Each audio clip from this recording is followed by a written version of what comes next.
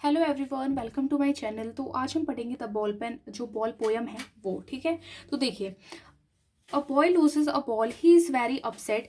A ball doesn't cost much nor is it difficult to buy another ball. तो यहाँ पे क्या है, ये पोइट जो पोइट है उन्होंने बताया है, एक बॉय होता है जो अपनी बॉल को खो देता है। वो बहुत अपसेट हो जाता है, और ऐसा नहीं है कि वो बॉल जो है वो बहुत महंगी थी, और ऐसा भी नहीं था जो बॉल है उसको वो वापस नहीं खरीद सकता बॉल को। Why then is the boy so upset? तो वो बॉय क्यों इतना अपसेट हुआ जब वो बॉल खो गई?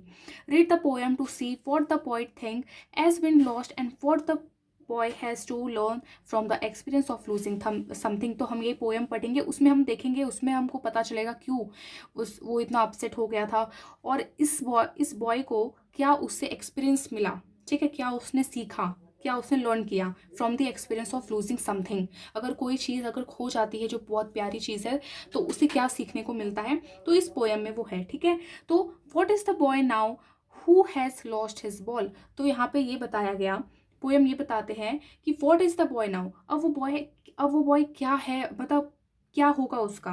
Who has lost his ball, जिसने अपनी बॉल को खो दी, वो भी प्यारी बॉल जिसका उससे अपना बचपन जुड़ा हुआ था, जो बचपन से जिस बॉल से वो खेलता आ रहा था।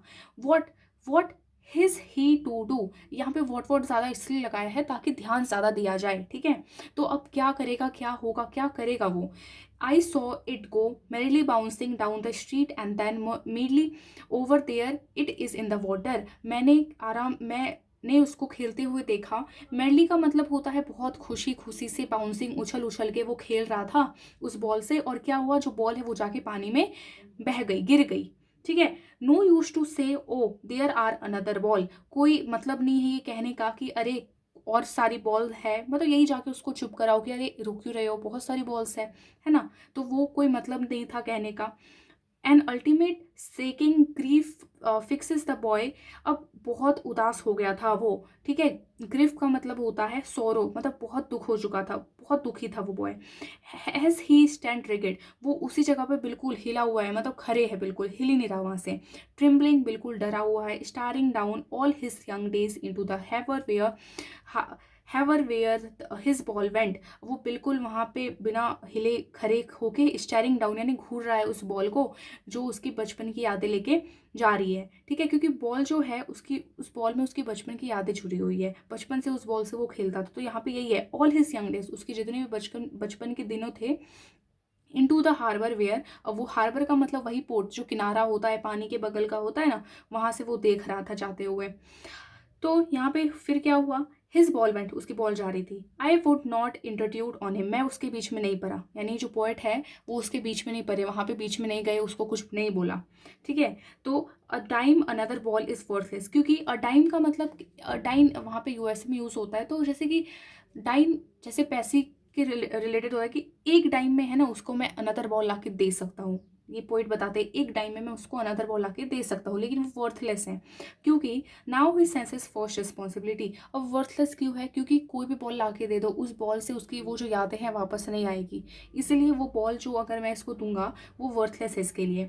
अब क्या हुआ, now he senses first responsibility, point ये बताते हैं कि अब वो जो बॉय है वो अपना एक रिस्पॉन्सिबिलिटी जो सेंस करेगा, अपनी फर्स्ट रिस्पॉन्सिबिलिटी को, कि हाँ किस तरह रिएक्ट करना चाहिए अगर कुछ अपनी प्यारी चीज़ खो जाती है। तो यहाँ पे वो पॉइंट ये बता रहे हैं। ठीक है, in a world of possessions people will take balls will be lost always. ठीक है, लिटिल बॉय, ये पूरी दुनिया में सबके पास कुछ प्रोफेशन एंड अपना अपना है, ओनरशिप। ठीक है, in the world of processes, यहाँ पे सबका अपना कुछ ना कुछ है, सबका कुछ कुछ होता है, और सब कुछ आता है और जाता है। People will take ball, people ball लेते हैं फिर उसको खो देते हैं, हमेशा ऐसा होता है ना। कोई चीज़ ऐसी नहीं है जो है तो वो रह ही गई, है ना, तो ऐसा तो कुछ है नहीं, कोई ऑब्जेक्ट है, कोई इंसान भी आता है तो जाता है।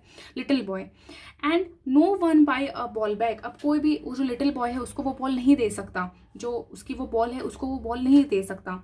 मनी इज एक्सटर्नल, जो मनी है उसको एक्सटर्नल ही लेके चलना चाहिए। यहाँ पे कहने का मतलब ये है, जैसे वो बॉल है, बॉल तो एक ऑब्जेक्ट है ना, आई गई उससे क्या, अब कोई चीज़ को इतना प्यारा नहीं बना लेना है कि वो नहीं है तो उसके बिना रह ही नहीं सके।